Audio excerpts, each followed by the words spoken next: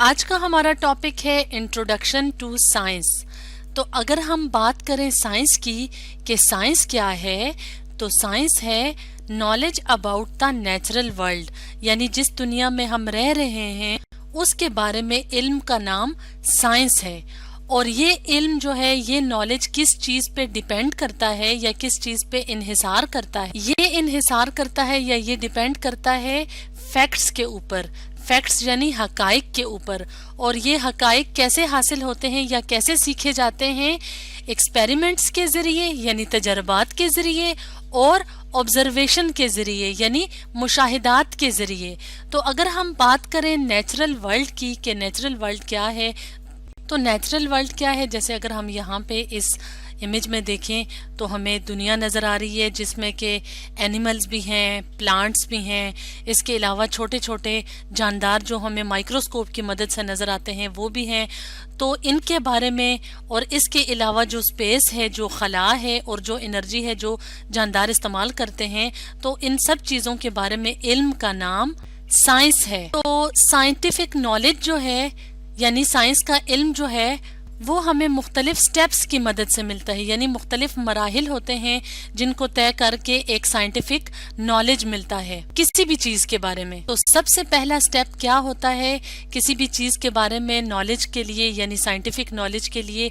तो वो होता है ऑब्जर्विंग एंड रिकॉर्डिंग, यानी किसी चीज को का मुशाहिदा करना, उसको बगौर देखना और उसके बारे में जो मालूमात हासिल होती हैं उसको रिकॉर्ड करना। फॉर एग्जाम्पल, यहाँ पे हम एक एग्जाम्पल की मदद से साइंटिफिक नॉलेज के मुख्तलिफ स्टेप्स को समझेंगे। तो यहाँ पे हम देख रहे हैं हमें ये एक फ्रूट नजर आ रहा है, लेकिन ये क्या है? ये डैमेज फ्रूट है, यानी इसको कोई बीमारी लगी हुई है।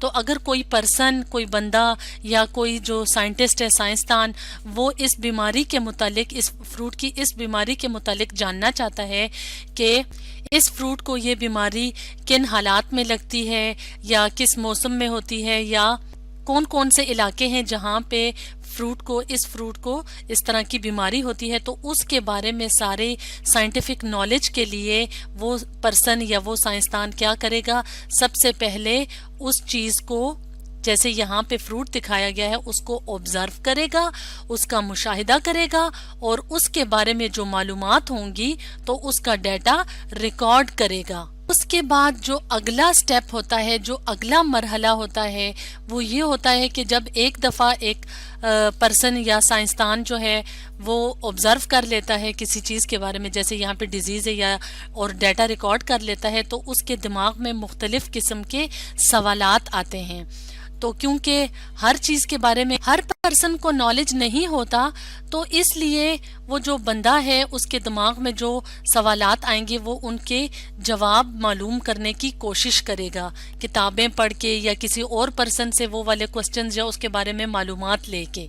उसके बाद अगले मरहले में एक्सपेरिमेंट यानी तजर्बा किया जाएगा। तो वो तजर्बा या ज्यादा सारे जो तजर्बात होंगे वो लेबॉर्ट्री के अंदर भी हो सकते हैं और फील्ड कंडीशंस में भी, फील्ड में भी हो सकते हैं। तो मिसाल के तौर पे यहाँ पे एक पर्सन क्या कर रहा है, इस फ्रूट की डिजीज के मुतालिक तजर्बात कर रहा है, तो वो मुख्तलिफ किस्म के आलों की मदद से इस फ्रूट के ऊपर तजर्बात करेगा यानी एक्सपेरिमेंट्स करेगा। इसके बाद के मरहले में क्या होगा? इसके बाद के मरहले में कलेक्शन ऑफ एविडेंसेस होंगे, यानी मुख्तलिफ किस्म के शवाहिद इकट्ठे होंगे।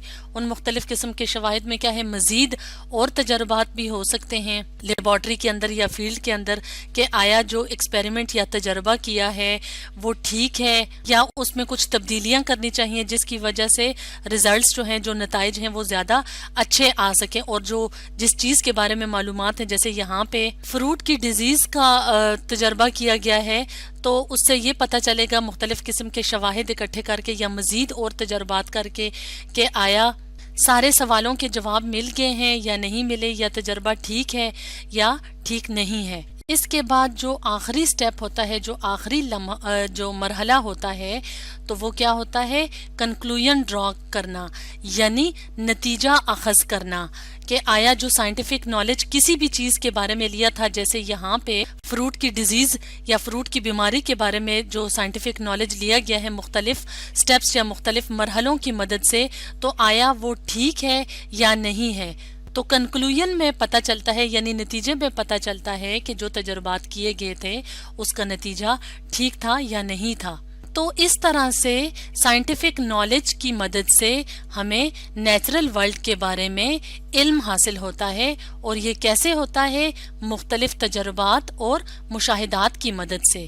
تو آج ہم نے پڑھا انٹروڈکشن ٹو سائنس کے بارے میں۔